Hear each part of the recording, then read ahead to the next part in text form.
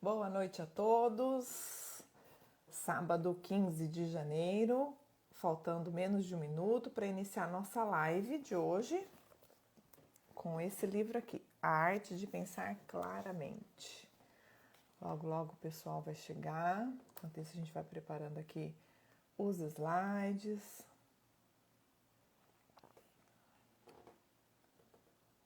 Muito bem.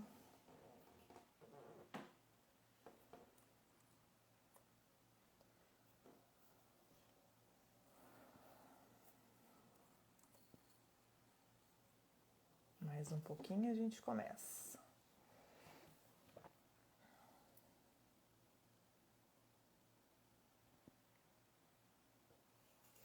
Bom, vamos lá, 21 horas, sejam todos muito bem-vindos, o pessoal vai chegando, a gente vai, na medida do possível, dando boa noite. Eu vou começar hoje pontualmente, sem um minuto a mais, porque esse livro aqui, ele é impossível da gente trazer todos os detalhes e todas as informações para a arte de pensar claramente.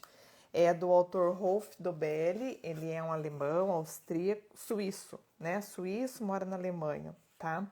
Zurique. Não, na Suíça mesmo, né? É o Dr. Rolf Dobelli. Muito bom, vale a pena a gente ler esse livro, tem muitas dicas. Eles são capítulos curtos, de uma página, frente e verso e meia. Então, são dicas preciosíssimas para a gente desenvolver essa arte de pensar claramente. O que é essa arte de pensar claramente, né? Então, a gente tentar, na medida do possível, a gente conseguir aí fazer uma linha de raciocínio, desenvolver uma linha de raciocínio que a gente consiga cometer menos erros de pensamento, menos desvios, menos vieses atravessados ou incoerentes, ou às vezes até irreais. Ele traz bastante exemplos nesse sentido, para que a gente possa tomar melhores decisões e, consequentemente, ser mais feliz, tá? Então ele traz que a questão dos erros de pensamento, basicamente todos os capítulos trazem isso, são os desvios sistemáticos em relação à nossa racionalidade. Então, é a forma com que o nosso cérebro trabalha. Boa noite, Maria Helena. É a forma como o nosso cérebro trabalha e muitas vezes ele trabalha para nos enganar, para nos dificultar ou às vezes até nos levar para um caminho que não é o mais adequado, não é exatamente aquilo que a gente queria. A gente vai, né, nessa uma hora tentar trazer o máximo de exemplos, mas vamos trazer bastante a questão dos vieses que levam a esses erros de pensamento, de modo que se a gente souber o que não fazer ou como o cérebro trabalha nesse sentido, a gente consegue minimizar esses erros de pensamento ou o impacto desses erros de pensamento para que a gente possa cada vez mais tomar decisões mais assertivas, com resultados melhores e de modo que a gente tenha uma qualidade de vida melhor e que a gente consiga viver mais feliz também, tá? Boa noite, Alexandre, boa noite, Mônica, sejam todos muito bem-vindos. Então, erros de pensamento são desvios sistemáticos em relação à racionalidade. Por exemplo, é mais frequente superestimar o nosso conhecimento do que subestimá-lo. Isso foi uma surpresa para mim. Eu já tinha lido esse livro acho que umas 2 vezes e eu reli essa semana. E é importante, né, a gente reler alguns livros ou dependendo da temática, porque a gente tem um novo olhar em função do nosso novo momento de vida, das nossas os nossos objetivos, as nossas expectativas que passam a ser diferentes aí conforme passam os anos na nossa vida. E aí me chamou muita atenção essa condição, esse contexto de que a gente normalmente mais superestima do que subestima o nosso conhecimento. E esse contexto, esse exemplo que ele cita logo no prefácio do livro, nos leva a vários erros de pensamento e nos induz a vieses diferenciados, mas que muitas vezes a gente acaba trazendo boi na linha, como a gente diz aí popularmente, tá? E aí eu vou trazer então a definição do dicionário da palavra pensamento. Pensamento é o ato ou efeito de pensar. Então, é aquilo que se pensa, aquilo que a gente pensa. E o que é, então, o ato de pensar? É experimentar a vida através de construções e desconstruções de conceitos. E olha que interessante. Então, a gente começa aqui a trabalhar com o processo da liberdade e também com o processo de leveza, de desdramatização, de atualização e de ressignificação que a gente vem falando aí ao longo das lives, dos próprios livros que a gente está indicando para vocês. Então, esse contexto da gente construir e desconstruir conceitos também em função da nossa atualização de vida, do nosso acesso ao conhecimento, das nossas interrelações, da nossa convivialidade, esses contextos tendem a mudar ao longo da nossa caminhada, da nossa jornada nessa vida, e é natural que a gente possa mudar ou se atualizar em relação àquilo que a gente pensa, aquilo que a gente sente e também aquilo que a gente faz, as nossas ações. E não tem problema nenhum a gente mudar. Tem até em alguns vieses que ele traz essa questão, né, da gente se atualizar, que a gente não tem problema mudar, desdramatizar, que a gente é livre para fazer isso e que muitas vezes as pessoas nos cobram em função disso. Nós vamos falar também um pouquinho ao longo da live, tá? E aí eu começo citando o Rolf, que ele fala assim: reconhecer as armadilhas do meu pensamento a tempo e poder evitá-las antes que elas me causassem grandes danos. Então foi a motivação para ele estar escrevendo esse livro, que na verdade, antes da existência do livro, ele começou a fazer uma lista de erros de pensamento que ele mesmo vivenciava ou tinha ao longo do seu dia a dia, na sua rotina, na sua manifestação. Boa noite, Carol, boa noite, Charles, sejam bem-vindos. Então, ele traz que a motivação para escrever o livro foi, de fato, reconhecer esses erros de pensamento a partir de uma lista. E a hora que ele viu que aquela lista estava grande, estava imensa, ele achou que ele poderia contribuir com as pessoas para que não passassem ou não precisassem passar por momentos difíceis ou críticos em função desse erro de abordagem, desse viés mais distorcido e às vezes, né, de um erro de pensamento mais clássico, às vezes até em função do nosso meio. Ele traz aqui a condição da prova social, do reconhecimento, do exemplo, daquilo que a gente aprendeu, daquilo que a gente tem referência. Então, muitas vezes nem é um erro de pensamento em função da nossa decisão, em função daquilo que a gente pensa realmente, em função daquilo que a gente quer e das nossas próprias critérios para as tomadas de decisões. É em função do meio, do rolo compressor da vida humana, como eu digo, e que muitas vezes a gente está no automatismo e não para pensar. Então, conhecendo aí esses erros de pensamento, a tendência é que isso gere mais tranquilidade, cautela, zelo nas nossas condutas, melhore a nossa convivência, melhore a nossa qualidade de vida e principalmente faça com que a gente tome melhores decisões e com que a gente seja mais feliz. Boa noite, Rê, boa noite, Marcela, sejam bem-vindos, tá? Então eu vou começar, nessa live eu não estou seguindo a sequência exatamente do livro, eu gosto de falar isso para vocês, porque às vezes as pessoas compram o livro, vão ler e falam, eu não achei aquilo que você falou, ou não foi bem assim e tal, então a gente normalmente segue a metodologia sequenciada do livro e dessa vez eu troquei um pouco, porque eu achei importante, em função do tempo, trazer todos os vieses que ele traz nessa arte de pensar claramente.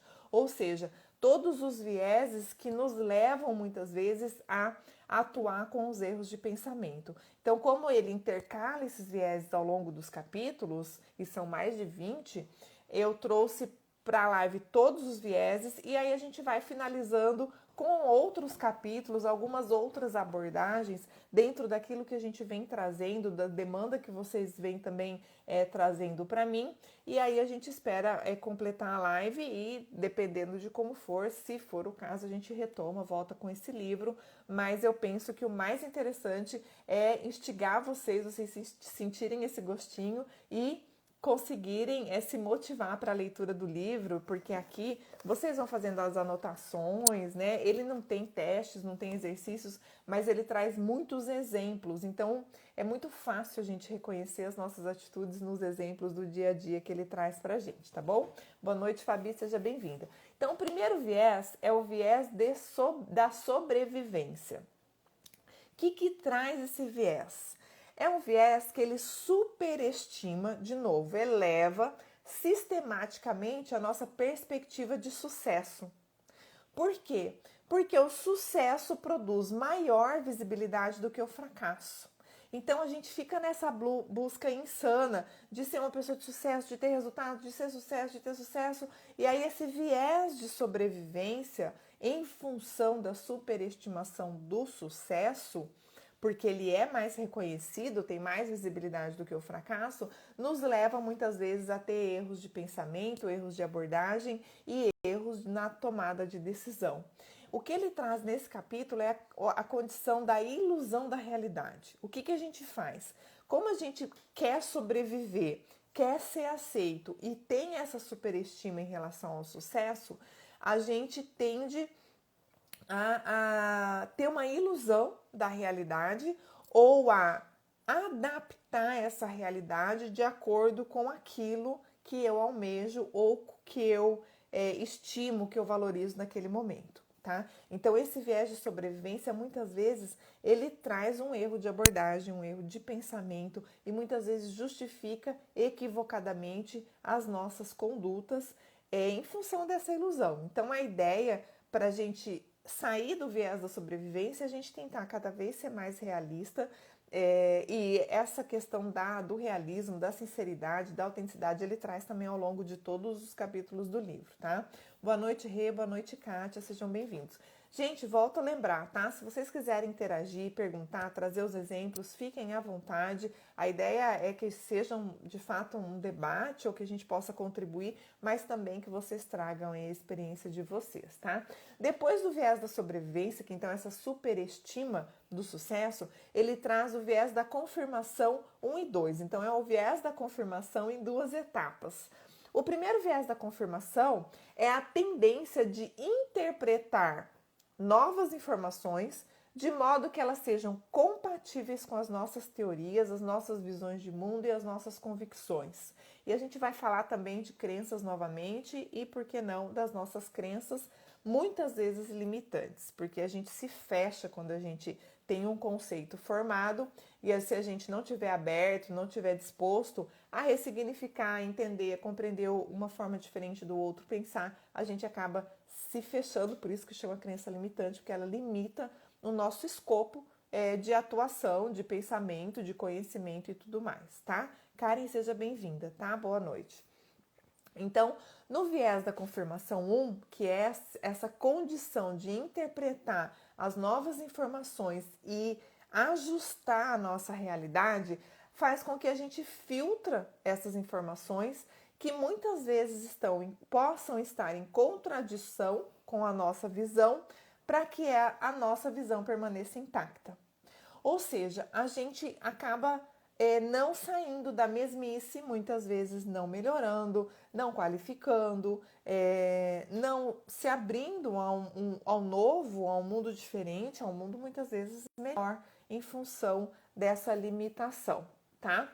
E aí, o que provoca, né, esse viés da conformação e esse ajuste, esse encaixe da informação nova à realidade que a gente já tem? A gente não quer pensar diferente, dá trabalho, é melhor deixa, eu já sei que são assim, muitas vezes é mais fácil, né? Não, já tem muita coisa, não posso considerar essa opção, enfim. Então, às vezes até uma preguiça mental, um certo comodismo, muitas vezes até a condição do egoísmo e da arrogância, que a gente vai falar num desses vieses aí também. E aí, o Rolf traz a seguinte frase, fazendo uma citação ipsis literis do livro: os fatos não deixam de existir só porque são ignorados. Então, é um erro de pensamento e é um problema, nos traz muito problemas esse viés da confirmação, porque a hora que a gente encaixa a informação nova à nossa realidade, a gente distorce, tem a tendência de distorcer essa realidade, esse fato. E a gente distorcer ou ignorar, ou fazer de conta que aquilo não existe, não quer dizer que o fato não existe de fato. Né? Então, assim, os fatos por si só, eles existem, né? E ele não vai deixar de existir só porque a gente não quer reconhecer, não quer tomar uma atitude ou uma decisão, que muitas vezes aquele fato escancara para nós uma realidade que pode doer, pode dar trabalho, né? Pode às vezes correr o risco de quebrar alguns vínculos que nos são caros. Então, tudo isso são exemplos e situações que faz com que a gente não enxergue ou não queira enxergar ou adapte essa realidade àquilo que a gente já conhece, né, a nossa visão de mundo, para que a gente não tenha todo esse trabalho ou todos esses reflexos, esses resultados em função da abertura para essa nova informação que nos chega, tá bom? Boa noite, Ângela, seja bem-vinda, tá? E aí o viés da confirmação 2, ele aprofunda esse encaixe da nova, né, do novo fato, da nova informação, do novo fato não, da nova informação que a gente tenta não enxergar em função da nossa realidade, ele aprofunda dizendo que quanto mais vaga for uma teoria, mais forte faz com que fique o viés da confirmação. Então, assim, não sei se vocês já vivenciaram aquela situação que a pessoa às vezes está defendendo uma causa, está brigando e tal, ou né, argumentando ali, a hora que você questiona a pessoa, você fala assim, mas baseado em quê? Fundamentado em que você está tão veemente? Por que você não está aceitando enxergar essa nova realidade e tal? E a hora que você questiona, traz a pessoa para o racional, né? Tira daquela emoção, daquela exacerbação, a pessoa fica olhando para sua cara e não sabe responder. Muitas vezes a gente pode estar assim numa discussão acirrada e aí a hora que você pergunta para a pessoa, por que você está falando assim comigo? Por que você está gritando? Né? Venho de família italiana, a gente tem a tendência aí muitas vezes de falar gritado, né? Aí você fala assim, não, eu não tô gritando. E às vezes a pessoa não sabe por que ela tá exacerbada, por que ela tá querendo te convencer em um determinado contexto, ou é porque alguém que ela confia ou que ela acredita falou, a gente também vai ter um viés que vai falar disso, e a situação, o contexto acaba caindo no vazio em função dessa teoria vaga, da pessoa não saber o que levou, por que ela está defendendo aquela ideia e trazendo aí esse viés da confirmação. Mesmo as objeções mais concludentes são filtradas e descartadas. Muitas vezes a pessoa ela está tão veemente na defesa da causa dela que você traz fatos reais que simplesmente destrói aquele argumento, aquela falácia que ela está trazendo e ela não acredita. Ela filtra, ela descarta, ela fica sem palavras, ela fala, não, mas não quero saber, mudo de assunto. A hora que a gente fala que a gente encantou, né, a pessoa em função dessas argumentações, dessas refutações, aí a pessoa fica emburrada, em birra, como a gente diz, né? Parece criança ali fazendo birra. Ela fica brava, às vezes fica chateada com você, vira as costas e vai embora e não quer mais saber. Por quê? Perdeu o argumento. Você desconstruiu em função, né? Eu tenho um ditado que eu gosto muito que a gente fala assim: contra fatos não há argumentos. Então você tem os fatos, muitas vezes a pessoa está defendendo uma teoria que ela viu que alguém postou numa rede social, né? E não está fundamentado em nada, tá? Na própria postagem, isso já aconteceu comigo.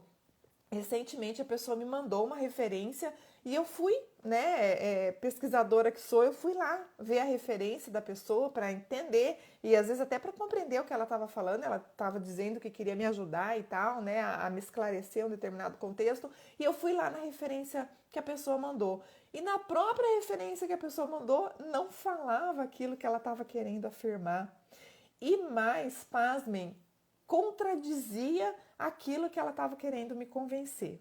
Então, olha só, como às vezes a gente acaba colocando, né, trocando os pés pelas mãos para querer, só para querer que a nossa ideia seja aceita, que o nosso argumento seja válido, independente do fato em si, da compreensão da outra pessoa, da ajuda da outra pessoa. E muitas vezes esse viés da confirmação, ele traz enquanto resultado, a condição da conveniência. Lembra que eu comecei falando daquela questão que vai dar trabalho, que mudar é difícil, que às vezes, né, a gente vai ter que ali se desgastar com alguém para depois poder reconversar e tal. Então, isso tudo, às vezes a gente não está tão disposto, não é um momento que a gente quer mexer com as coisas que precisam ser mexidas para que possam estar melhores, estar num outro patamar de convivência, de manifestação, de conduta, enfim, né? Seja qual for o objetivo. Mas muitas vezes é conveniente a gente adaptar essa realidade, aquilo que a gente pensa, para dar menos trabalho e mais ainda, para que a gente continue agindo da mesma forma, para que a gente não precise mudar. Eu não sei se vocês estão me assistindo aqui, já tentaram mudar alguma coisa, algum traço, um jeito de falar, uma postura, uma conduta de vocês, e se isso foi fácil. Quando vocês queriam mudar, né? Não, decidi que eu, apesar de ser italiana, não vou mais falar com a mão. E aí eu tô aqui dando a live, a hora que eu ver tá aqui, ó, minha mão aparecendo na tela, né? Então eu tenho que ficar aqui me controlando, me segurando.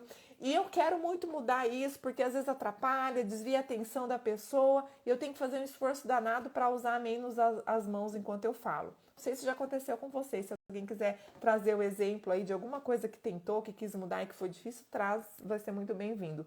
E aí, às vezes, a gente fala assim, pelo viés da confirmação, que é um erro de pensamento, eu falo assim, não preciso mudar, isso é cultural, eu sou assim mesmo, eu sou italiana, a maioria a gente fala assim, e falar com a mão é bom, porque a gente dá ênfase, e a pessoa não desvia atenção, o problema da pessoa que é dispersa e tal, e a gente começa a usar um monte de argumentos falaciosos para que eu não precise mudar aquela conduta que eu já identifiquei que é necessário ou que pode ser melhor se eu agir de modo diferente. Tá? Então tem muito a ver com essa questão da conveniência. E o Rolf traz pra gente também que muitas vezes a gente não vê aquilo que a gente não quer ver.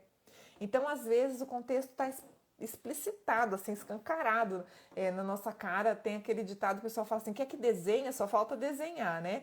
E a gente não quer enxergar, a gente nega, há um certo negacionismo em função desse comodismo, dessa conveniência, desse não querer pelo simples fato, às vezes, de não querer ser refutado, não querer ser discordado, né? Tem ali a condição, muitas vezes, do ego, do poder, desse contexto aí, da nossa manifestação, às vezes está relacionada à autoestima, então tem várias características que a gente pode analisar e começar a pensar por que faz com que a gente tome esse tipo de atitude, tá bom? Boa noite, Nath, seja muito bem-vinda.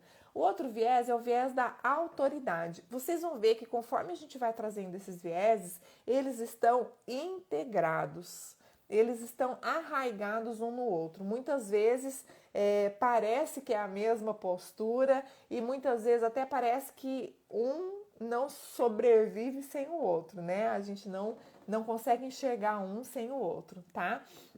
Então, o viés da autoridade é aquele contexto onde a gente obedece uma pessoa que para nós é autoridade, não necessariamente é uma pessoa que está num cargo de autoridade, né? Que ocupa um cargo de autoridade, mas ela para nós é uma referência, é autoridade num assunto, num contexto, e às vezes a autoridade do cargo mesmo é nosso chefe, é a nossa mãe, o nosso presidente, alguém assim que ocupa um cargo de autoridade, né? E aí, por causa disso, a gente acaba seguindo, obedecendo às autoridades, mesmo que, do ponto de vista racional ou moral, não faça nenhum sentido aquela ordem, aquela orientação, aquela dica, tá?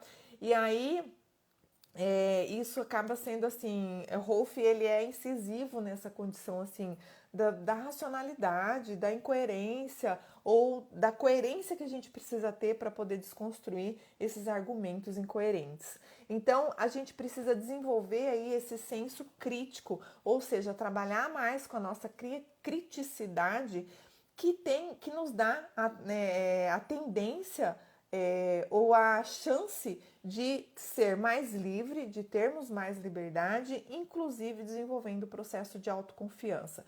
Como que a gente faz isso? Buscando um conhecimento, analisando os fatos, usando a nossa racionalidade, o nosso senso crítico, o nosso pensamento crítico e não simplesmente defender uma causa porque alguém falou, porque é assim, porque eu acho que é, porque eu acredito que é, ou porque é mais fácil para mim acreditar ou usar o outro enquanto desculpa para as minhas ações.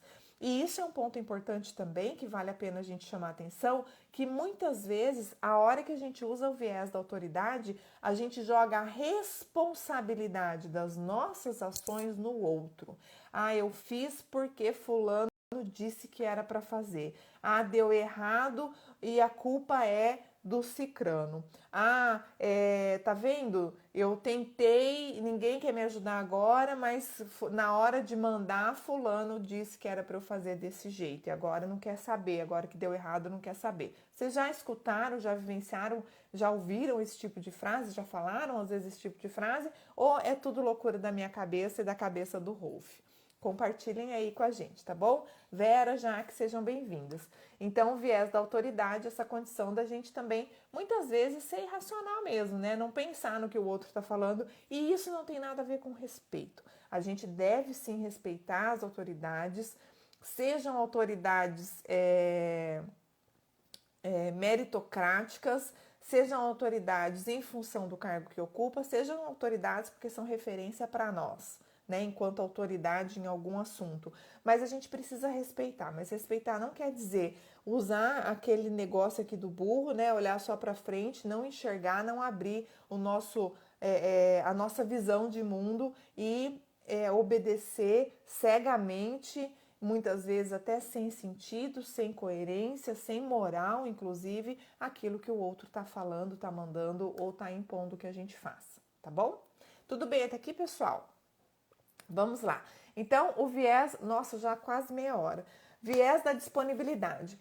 Viés da disponibilidade, eu vou tentar ser um pouquinho mais rápida para conseguir passar tudo. E aí, os exemplos, o que não fica claro, o que eu trouxer aqui, o resuminho, vocês falam para mim, trazem, coloquem aí no chat ou mesmo depois, direct, WhatsApp, vocês sabem que eu estou à disposição de vocês, tá? Viés da disponibilidade é a ideia do mundo com base na facilidade com a qual os exemplos nos ocorrem.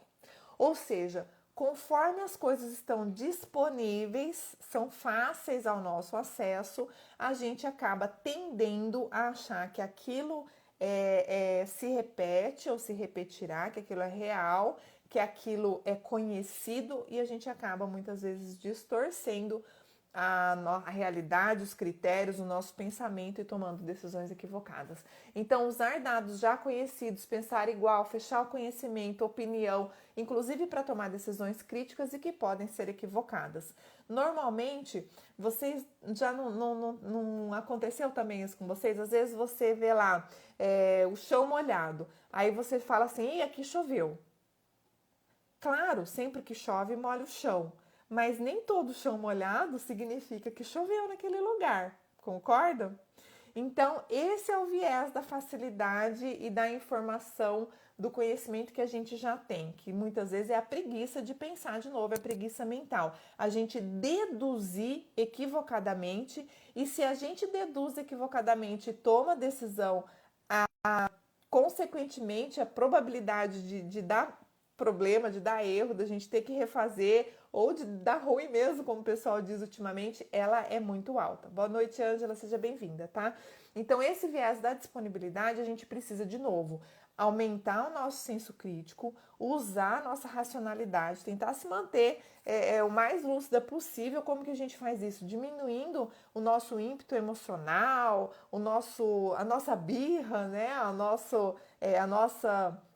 Nosso egoísmo até, para que a gente possa estar aberto aí a ouvir novos conceitos, a escutar a informação que nos chega. Muitas vezes a gente escuta, a gente ouve a pessoa falar e a gente nem tá de fato escutando, prestando atenção nela, a gente já começa a responder. A pessoa fala duas palavras e a gente já respondeu para ela. E o que ela estava falando não tinha nada a ver com aquilo que a gente deduziu ou que a gente respondeu. Quem já vivenciou, já conviveu com alguém que tem esse tipo de atitude, né? Então a pessoa nem te escuta.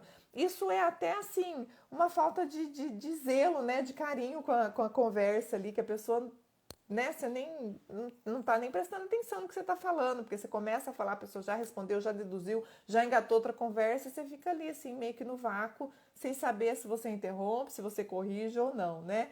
Boa noite, Teófilo, boa noite, Dilma, sejam bem-vindos, tá? Então, o viés da disponibilidade é esse contexto. Viés de história é a distorção e simplificação da realidade.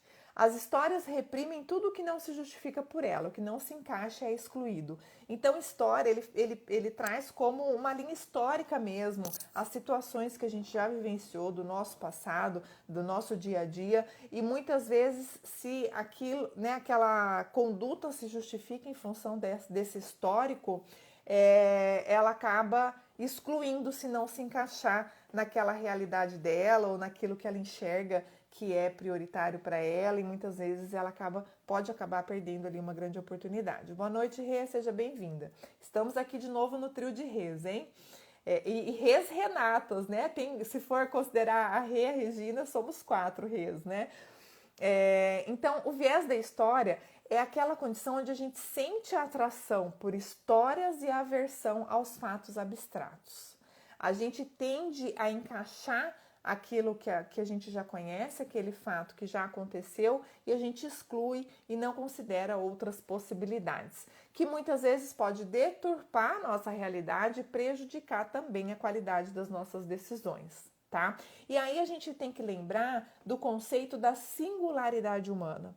Se eu acho que a minha história, né, pelo viés da história, tudo que eu vou interagir, eu levo em consideração somente a minha história, e eu sou singular e as minhas experiências de vida são diferentes das dos outros, mesmo que os fatos sejam similares, eu acabo muitas vezes desprezando essa singularidade humana. E aí vale a pena a gente também fazer uma revisão de viés, de vontade, de zelo, de assistência e de manifestação e do porquê da nossa existência. A gente falou aí em muitas lives a condição do nosso propósito de vida, né, do motivo, de uma motivação, e o Rolf ele traz aqui em alguns contextos também essa condição ali da gente ter claro para nós qual é o nosso propósito de vida, para que nós estamos nessa vida, e aí a gente precisa começar também a prestar atenção no outro.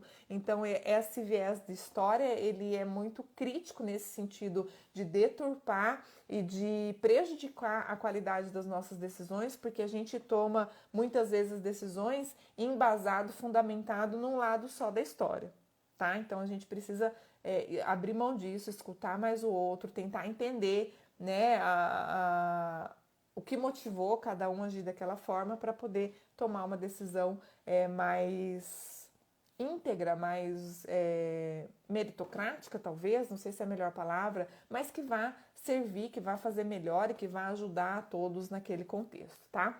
E aí a gente vem para o viés retrospectivo, que ele está também diretamente relacionado com o viés da história, né? Tudo parece ter uma clara consequência necessária. Então, o viés retrospectivo é aquele que a gente escuta na frase assim: ah, eu já sabia. Não, mas eu sempre soube disso, eu já sabia que isso ia acontecer. Por quê? Faz a gente, inclusive, acreditar que a gente é melhor do que a gente realmente é, que a gente sabe tudo nesse sentido. Por quê? Em função da retrospectiva que a gente faz de fatos semelhantes, às vezes de conversas semelhantes, a gente deduz que aquele novo fato, aquela nova conversa vai ter o mesmo resultado, né? E aí a gente entra aí no processo da arrogância, também direcionado pelo egoísmo, e muitas vezes a gente acaba errando. Errando na dose, errando na decisão, errando na forma, no jeito de colocar ou de falar, e consequentemente errando no pensamento, errando nos resultados. E aí, falando em resultados, a gente traz o viés de resultado, que é a tendência da gente avaliar as nossas decisões com base nos resultados e não com base no processo anterior à decisão. E esse viés aqui também me fez pensar bastante, porque eu venho da administração, da gestão, né? E aí no mundo dos negócios, no business, a gente fala assim, eu quero saber de resultado, né? Traga-me resultados. 3 soluções, no mínimo, para cada problema inventado. E muitas vezes a gente acaba, de novo, nesse automatismo, nesse rolo compressor, a gente acaba esquecendo de pensar no processo anterior à decisão. Porque o resultado, ele é o fim de um processo. Vocês concordam com isso? O nome por si só já diz, né? Resultado. Então, ele é a consequência de um processo que muitas vezes foi pensado, foi planejado, foi testado. E que se a gente não entender e não passar e não analisar o que aconteceu antes desses resultados virem à tona, qual foi o processo, ou se o processo foi seguido, quem participou daquele contexto, a gente pode ter aí um erro de pensamento, um erro de abordagem e muitas vezes um erro de dedução ou de conclusão até do próprio resultado.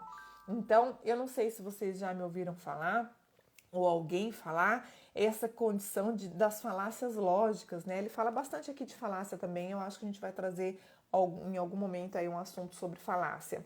O que é a falácia lógica? É quando você constrói toda uma linha de raciocínio coerente, fundamentada, baseada em fatos reais e que tá tudo certo naquela construção de raciocínio, mas qual é o problema? O problema é que a premissa está errada.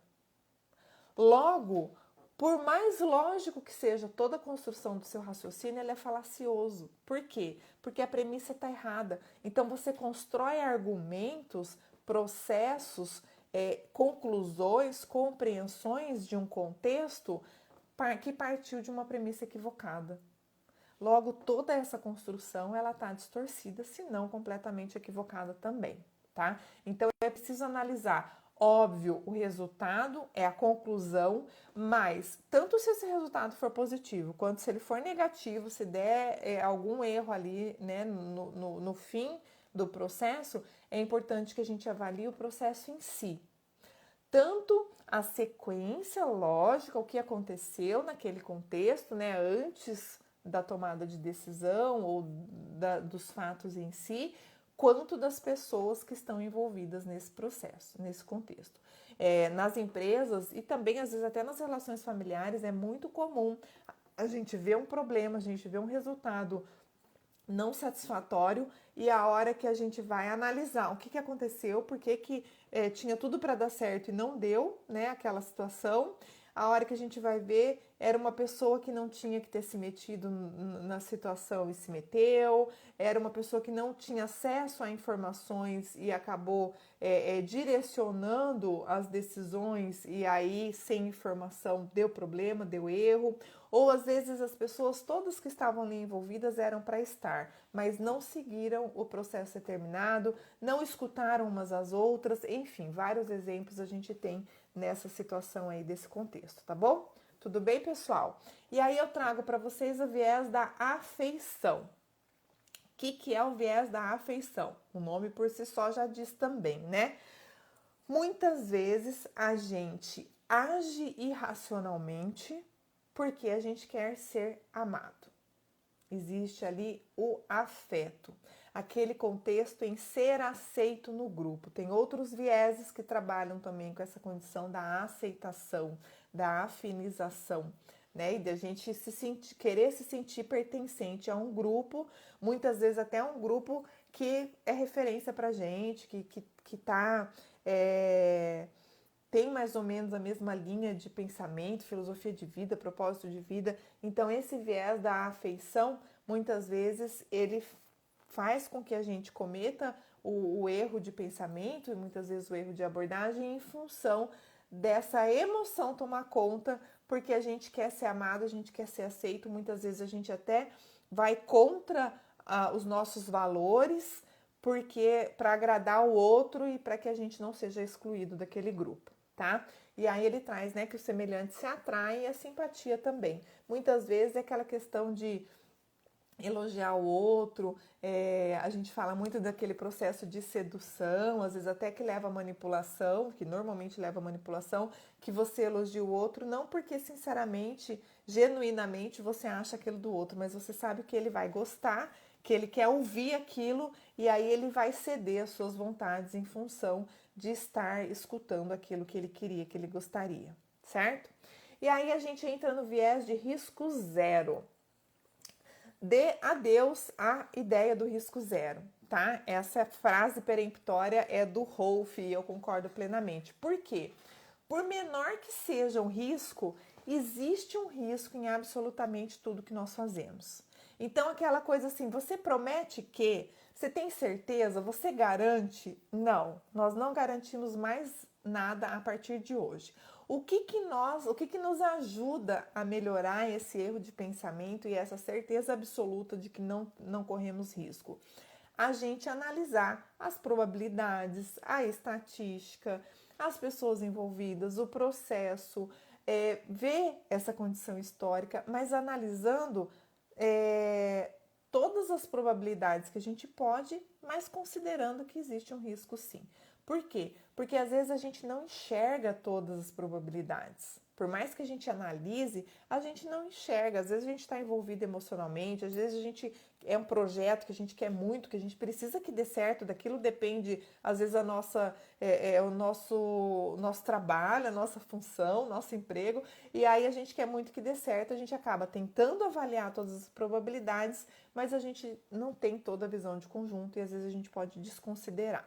E muitas vezes, por mais que a gente, vamos dizer, que a gente consiga, né, calçar tudo que poderia acontecer, a gente não pode garantir quando existem outras pessoas envolvidas no processo, tá? Então, a gente tem que aprender a conviver com o fato de que nada é seguro e ser feliz com isso. Ah, mas eu vou viver com medo? Não, você vai viver tranquila, liberta e feliz, porque exatamente você sabe que não há 100% de segurança, mas que você calçou o processo, que você tentou analisar todas as hipóteses, calçar todas as probabilidades, trabalhar com suas melhores ferramentas, ser o mais sincero possível com a sua equipe, jogar limpo, jogar aberto. Então, você precisa entender esse contexto e aí vocês vão tomar as atitudes e vai tomar as decisões e ver quais são as consequências dessas decisões que tendem a ser o mais assertiva possível. Mas não há garantia de risco zero. Quando a gente entra nesse processo de garantir que nada pode dar errado, muitas vezes a gente se surpreende porque aparece ali alguma coisa que até às vezes até é fácil de resolver, a gente consegue contornar ali a situação, mas aparece um imprevisto que tá ali dentro do risco, tá? Que existe em qualquer contexto, né? E aí ele traz a questão ali da constância e da estabilidade, da felicidade, que é algo que está dentro de nós, que a gente pode trabalhar e que a gente pode tentar, através dessa tranquilidade, vamos dizer assim, manter por mais tempo, por mais que a gente corra riscos e por mais que alguma coisa pode dar errada no meio do caminho, a gente para, pensa, ajusta, replaneja, reorganiza, refaz se for necessário e segue em frente. E aí ele traz a questão do viés da escassez. Citando, ele traz o contexto que as raridades são valiosas. Quem aqui não estava pensando se comprava, se não comprava, qualquer coisa, um produto, um serviço, e a hora que viu lá o e-mail no WhatsApp, a pessoa fala assim, só tem mais 2 peças, só tem mais 2 inscrições abertas. Aí você já vai lá e toma a decisão na hora. É a questão da raridade, né? Da escassez. A nossa reação típica à escassez muitas vezes é a perda do pensamento claro, nos leva à irracionalidade, ao erro do pensamento no sentido de que nem tudo está perdido, se perdeu essa oportunidade virão outras, né? E aí muitas vezes a gente, o Rolf traz aqui para a gente julgar as coisas com base no preço e na utilidade.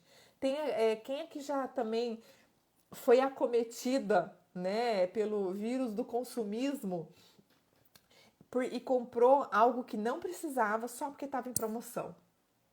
Nós mulheres, às vezes, somos campeãs nisso, né? Você vai comprar um sapato que custa lá, nossa, R$ 400, eu não tenho esse dinheiro, você acabou juntando, ficou lá 2 anos para juntar, poder gastar R$ 400 num sapato, que é lindo, o seu sonho de consumo. E a hora que você chega lá, saiu da estação ou saiu da coleção e esse sapato de R$ 400 agora está por R$ 99. Você vai lá e faz o quê?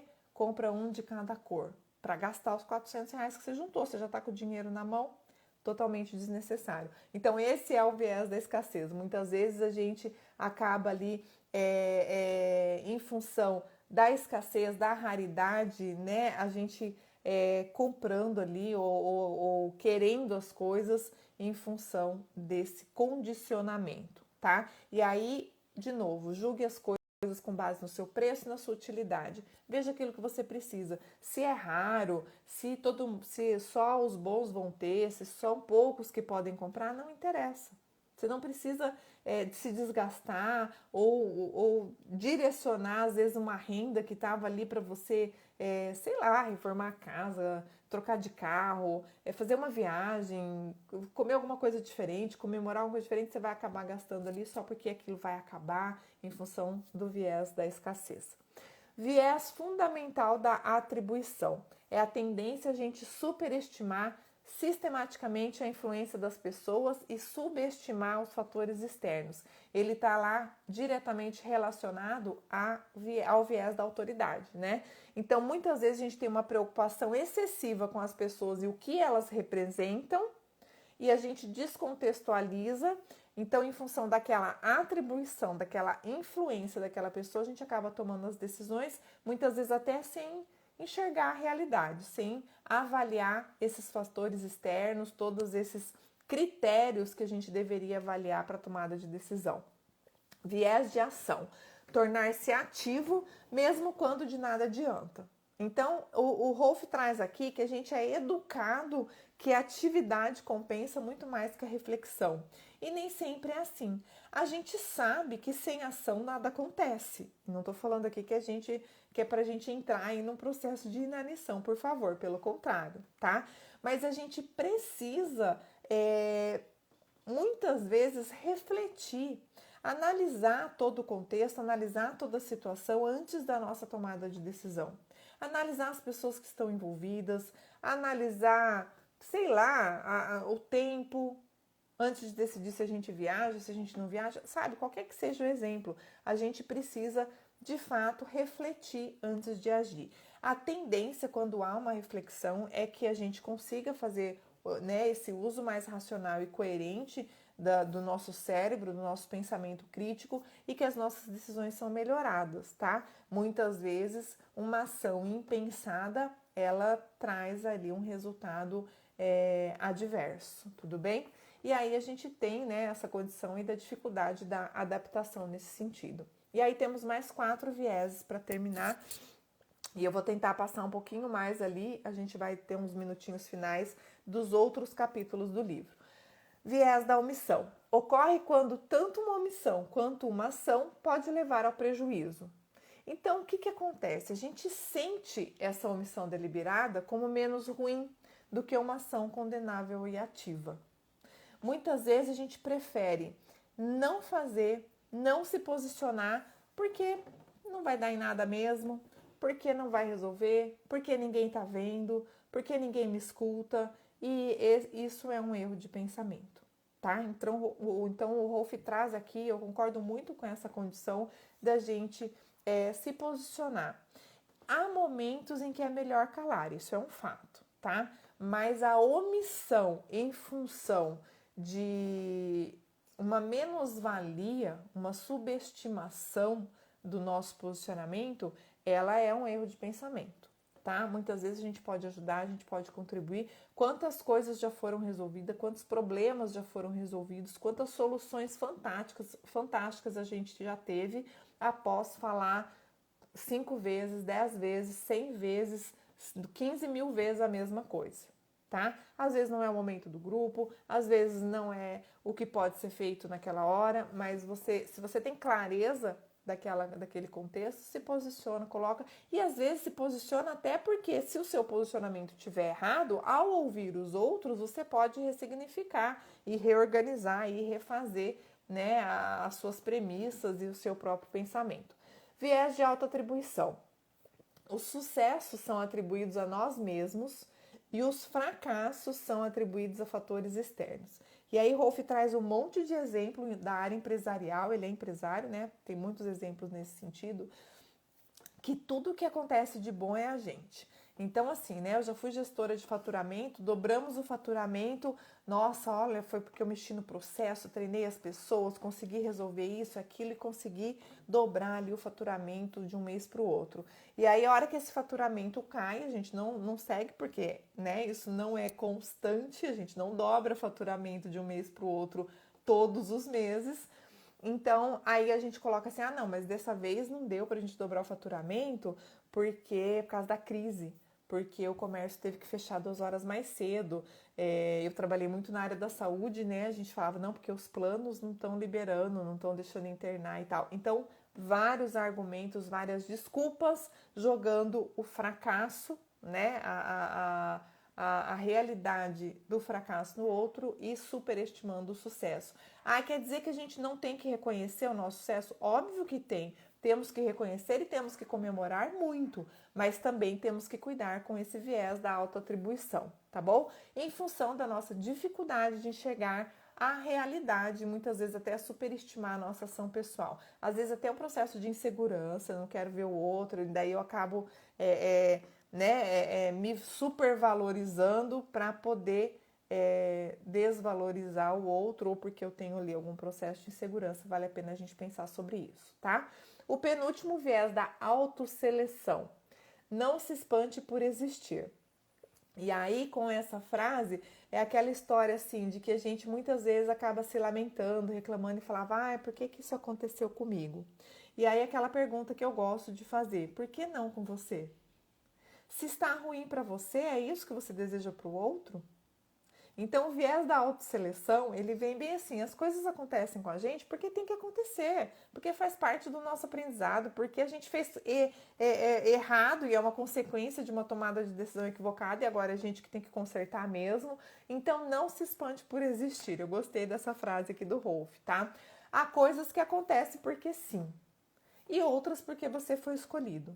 Tem coisas que acontecem com você porque é você que pode ajudar, que pode resolver aquela situação, que pode resolver aquele problema, que está mais lúcido para aquele contexto, que já teve uma experiência anterior para aguentar o tranco ali daquela problemática, daquela situação mais conflituosa. Enfim, analise a probabilidade de uma situação ocorrer, então entenda o porquê que aquilo chega às suas mãos.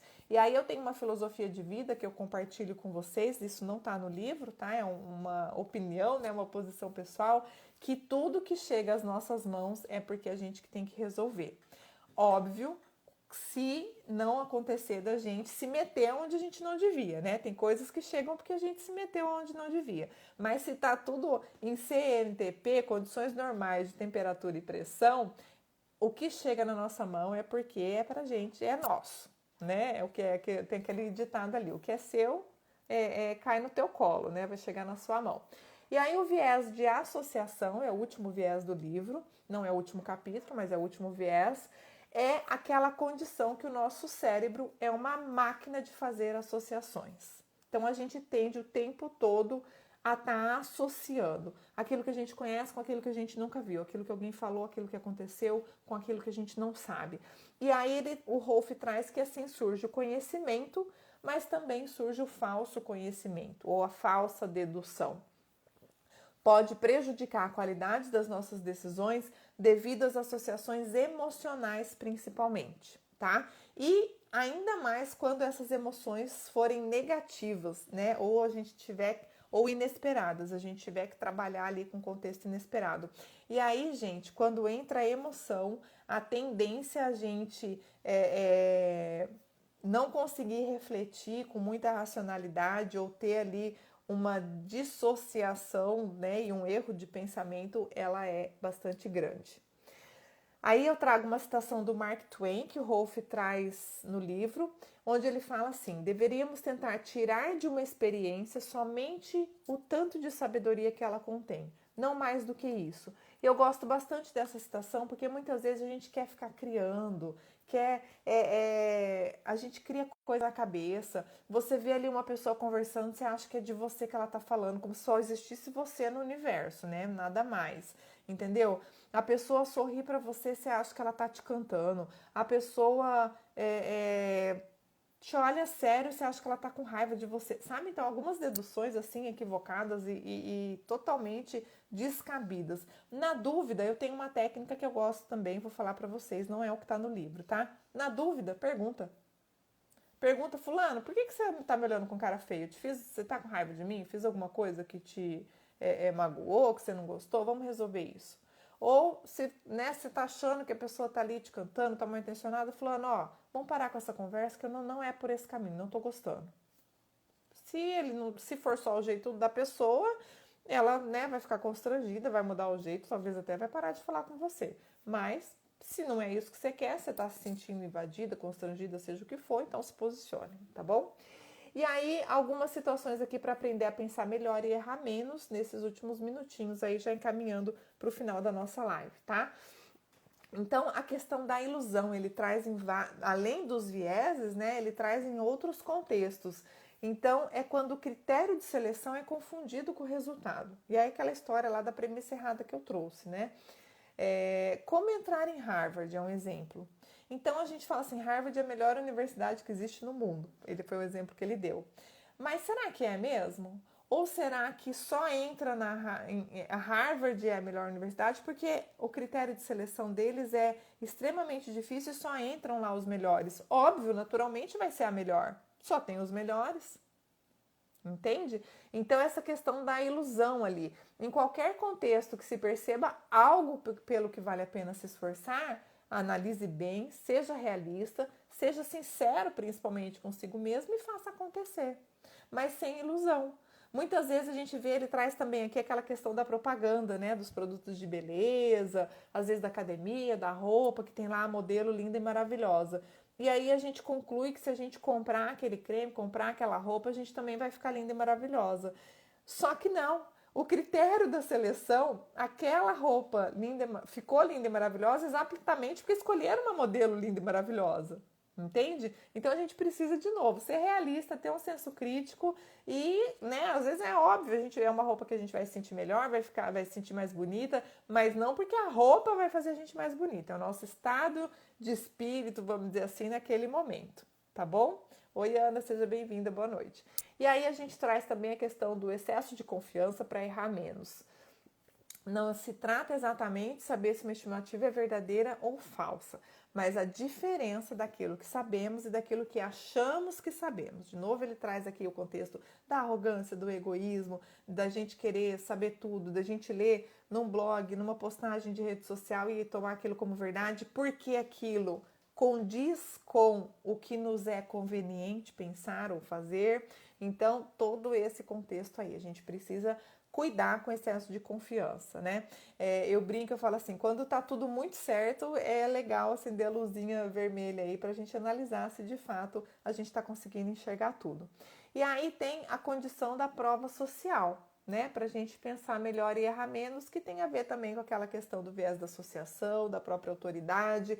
Por quê? Eu vou trazer a citação do Rolf, tá? Quando milhões de pessoas afirmam uma besteira, ela não se torna uma verdade por conta disso.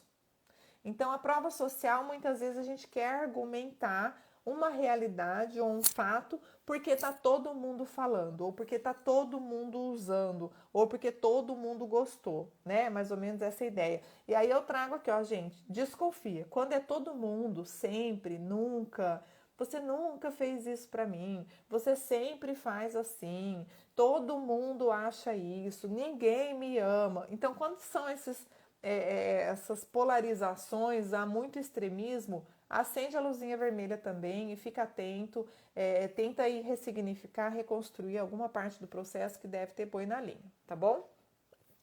Aí ele fala de novo da falácia do custo irreparável, né? Então muitas vezes a gente acaba querendo manter uma situação crítica, ou às vezes até que já está dando errado, que a gente está vendo que está com um processo ali equivocado, porque a gente já investiu tempo, dinheiro, energia, às vezes amor, afeto, e aí a gente não quer voltar atrás, tá? E aí também vou trazer uma citação do Rolf: reconhecer que antes pensávamos de maneira diferente do que pensamos hoje. Então, de novo, essa liberdade e esse direito que a gente tem de mudar, de fazer diferente. Muitas vezes a gente não quer voltar atrás porque a gente quer manter as aparências, porque a gente já falou para alguém, entendeu? Então desfala, né? Não é ser inconstante, mas é ter os argumentos, é mostrar por que a sua decisão mudou, por que é diferente. Então trazer esse contexto também mais racional, mais embasado aí na realidade, tá bom? E aí ele fala de novo da reciprocidade, ilusão de controle, paradoxo da escolha, e tem mais, acho que uns 15 capítulos que não deu pra gente citar aqui em função do horário, tá? E aí eu vou trazer algumas frases pra gente finalizar aí nesse último minuto. Não se apegue, essas frases são como se fossem as dicas que a gente gosta de trazer nas lives, tá? Não se apegue demais às coisas. Veja o que você já tem como algo que lhe foi transferido provisoriamente pelo universo, sabendo que tudo pode ser tomado de você a qualquer momento. Então tem a ver aqui com aquela condição de que por que eu? Porque sim, porque é você que vai resolver, porque é seu momentaneamente, porque está na sua mão e ao mesmo tempo a vida passa, as coisas acontecem e as coisas mudam. Então a gente fica tranquilo em relação a isso. Outra frase: na vida real, geralmente os acontecimentos são interdependentes. Não existe fato isolado. O que já aconteceu tem uma influência sobre o que acontecerá no futuro. Observe isso. Você tende a tomar decisões aí mais assertivas se você tiver uma visão de conjunto maior de tudo que já aconteceu e que pode acontecer, fazer essa análise mais macro da situação e do contexto em si. Reagimos de maneira diferente à mesma coisa, dependendo de como ela é apresentada. E aí ele traz toda a questão da psicologia em relação ao enquadramento, ao próprio viés do que ele está trazendo. Ele fala, inclusive, é isso que eu estou trazendo aqui no livro. E tomamos decisões totalmente diferentes para o mesmo conteúdo. Para muitas decisões faltam as informações necessárias, como a gente falou. E aí, para finalizar, já no nosso horário, quanto mais poder adquirimos sobre os nossos impulsos, mais êxito teremos em evitar os erros de pensamento. A razão doma os sentimentos. Quando isso não dá certo, irrompe a irracionalidade. Então, um resumo, um fechamento aí do livro. De novo, vou mostrar aqui para vocês, tá? Vale a pena acessar aí, quem puder ler esse livro. Eu quero agradecer vocês. O Rolf, ele tem outros livros, tá? A Arte da Boa Vida, A Arte de Pensar, Como Pensar e Viver Melhor. Então, tem vários livros que podem ajudar, que vão nessa linha do pensamento, e também trazer aqui porque pessoas inteligentes cometem erros idiotas. É um livro que vale a pena ler, tá bom? Muito obrigada, estamos aí começando o ano trabalhando o nosso processo cerebral, aí a nossa racionalidade. A semana que vem a gente vai trazer esse livro aqui, ó, Vitalize o Seu Cérebro, construindo aí em função, né, de janeiro, renovação, ano novo, vida nova. A gente vai estar aí ajudando, tentando trazer esse processo aí para a gente melhorar, tirar proveito do nosso cérebro, do nosso pensamento, que vai conduzir os nossos sentimentos e as nossas ações, como a gente trouxe em algumas lives do ano passado. Obrigada por vocês que estiveram presentes comigo. Um beijo grande. Terça-feira eu posto o livro no feed, tá bom? Acompanhem aí no Insta. Compartilhem essa live, fiquem à vontade aí, fica gravada no IGTV. E a gente se encontra sábado que vem no mesmo bate-horário, às 21 horas. Beijo grande, ótimo domingo e excelente semana a todos.